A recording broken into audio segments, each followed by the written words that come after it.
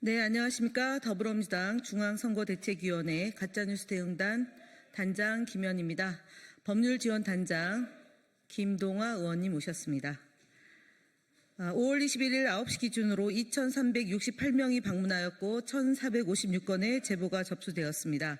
매체별로는 네이버가 26.27%로 가장 높은 수치를 기록했고 그 뒤로는 SNS 15.63, 유튜브 14.13, 커뮤니티 10.38% 순으로 제보되었습니다.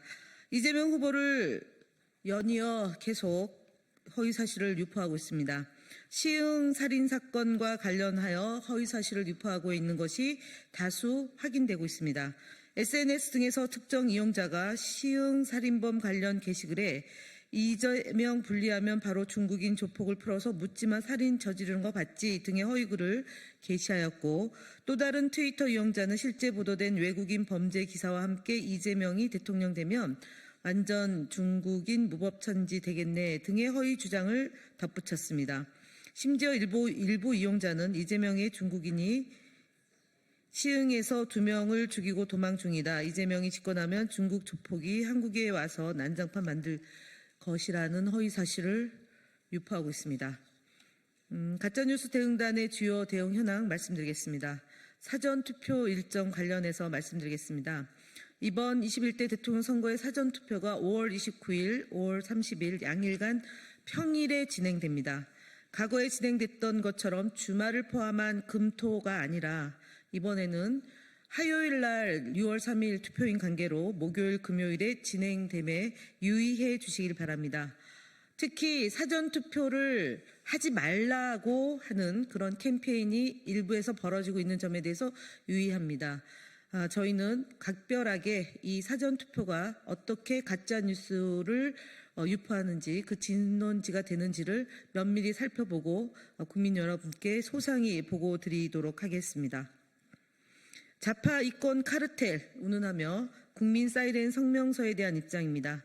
5월 19일 날 국민 사이렌 센터에서 시민단체 퍼주기법을 추진하는 정책 협약을 맺었다며 좌파 이권 카르텔 고발하겠다는 성명을 발표했습니다. 시민단체는 다양한 이념적 스펙트럼을 가지고 있으며 정부의 정책 감시와 공공이익 증진이라는 공적인 역할을 수행하는 곳입니다. 좌파 카르텔로 매도한 것은 명백히 정치 낙인 찍힙니다. 시민단체에 대한 국고보조는 엄연히 법률 및 조례에 따른 절차의 진행이며 각종 사회복지, 인권, 환경 등 정부의 손이 미치지 않은 곳에서 역할을 수행하는 데 지원되는 겁니다. 시민사회 기본법 또한 시민단체의 공공성을 인정하고 협치구조를 제도화하려는 법입니다.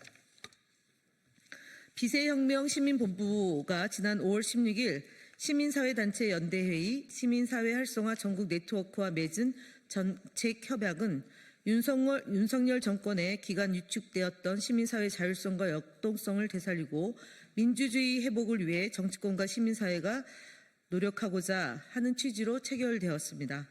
이를 좌파 이권 카르텔 생태계라며 혈세 낭비 운운하는 것은 명백한 거짓이며 허위 주장입니다. 가짜뉴스 대응단은 국민의힘 국민 사이렌 성명에 대해 강한 유감을 표합니다. 뉴데일리 등 왜곡 보도, 선거 개입 시도를 중단하기 바랍니다. 뉴데일리는 5월 19일자 보도에서 지규현 판사의 접대 의혹 부인과 관련해 민주당이 공개한 사진을 두고 마치 민주당이 사진 공개 이후 지규현 판사가 반박하는 것처럼 보도하여 사실관계를 왜곡했습니다. 이에 더불어민주당은 해당 보도를 언론중재위원회에 제소했습니다. 또한 뉴데일리는 긴급진단이라는 기획 시리즈를 통해 선거운동 시작 이후 총 4건의 분석 기사를 보도하며 이재명 후보와 김문수 후보를 각각 2건씩 다뤘습니다. 그러나 이재명 후보에 대해서는 경제가는 사이비 종교, 푸틴식 장기 집권 우려와 같은 자극적인 표현으로 비방성 내용을 집중 보도했고 김문수 후보에 대해서는 우파 재결집, 대역전 가능성 등 긍정적 메시지를 부각하여 보도했습니다. 이는 언론사가 특정 후보를 겨냥해 여론을 유도하고 선거에 개입하려는 의도가 있는 것 아니냐는 강한 의심을 낳고 있습니다. 이에 대해서도 인터넷 선거 보도심의위원회에 이의 신청했음을 말씀드립니다. 이와 함께 뉴델리는 민주당이 시민사회단체와 체결한 정책 협약을 다루며 일부 단체의 진보적 성향을 문제 삼아 민주당이 집권하면 반미 반북 성향의 단체 수백 곳의 혈세를 지원해 돈 파티를 벌일 것이라는 근거 없는 추측성 보도를 내보냈습니다. 아직 발생하지 않은 일을 과장된 표현으로 매도하고 있으며 세금을 혈세로 프레임화하고 정치적 낙인을 찍는 방식으로 언론의 중립성과 객관성을 심각하게 훼손한 보도입니다. 또한 이 보도는 국민의힘이 배포한 보도자료를 그대로 인용한 수준에 불과하며 국민의힘과 그 지지자들은 이 보도를 웹자보 형태로 재가공해 SNS와 커뮤니티에 유포하고 있습니다. 국민의힘과 뉴델리가 짜고 치는 고스톱을 치듯이 한 모습입니다. 이 보도에 대해서도 인터넷 선거보도심의위원회에 이의 신청을 할 예정입니다. 민주당 이와 같은 언론의 편향적 보도에 불구하고 언론과의 건강한 긴장관계를 유지하며 공정한 보도 환경을 조성하기 위해 노력하고 있다는 점 또한 강조드립니다. 5월 20일 공표된 에브리 리서치 에브리 뉴스 여론조사에 대해서 강한 유감을 표현합니다. 신뢰하기 어려운 여론조사 공표 후에 이것을 김문수 후보 측이 웹자보로 제작해 SNS에 게시하여 활용하고 명태균식 조작적 여론조사 기획 의심이 아닌지 저희들은 문제제기를 합니다. 여론조사 및 보도는 조사 결과를 시각적으로 오해할 수 있는 그래프를 사용하거나 계층에 맞지 않은 전체 오차 범위를 적용하는 등 여론을 호도할 수 있다고 봅니다. 이 같은 행태에 거듭 유감을 표하고 해당 조사 및 보도에 대해 인터넷 심의위원회 이의 신청 및 여론조사 심의위원회 심의 신청에 착수함을 알려드립니다. 또한 잘못된 여론조사 결과를 인용한 보도에 대해서도 이의 신청에 따른 조치를 이어가고 있습니다. 어제는 5월 11일 아시아투데이 기사 범보수 중 김만희 이 꺾었다. 대선 양자 대결 승리 사례 회자가 여론조사 결과를 왜곡해 인용한 점을 언론사 측이 스스로 인정하고 해당 기사를 삭제한 사실을 보고드리겠습니다. 다음으로는 김동화 의원님께서 말씀드리도록 하겠습니다.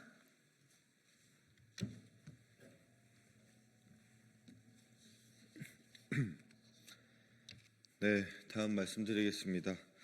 YTN 뉴스 온 채널A 돌직구쇼 규정 위반 사례를 선거방송심의위원회에 심의 접수하였습니다. 5월 20일 YTN 뉴스 온에 출연한 국민의힘 김희정 대변인은 이재명 후보는 결국은 자기에게 이익이 되기 위해서는 다른 거 다 무시하고라도 할 거다. 그러니까 국민을 위해서 한다기보다는 자기 이해관계에 열중된 사람인 걸 볼 수 있죠. 이재명 후보의 재판 전력을 보면 자기 주변을 위해서나 국민을 위해서 그런 처벌받은 전력이 아닙니다.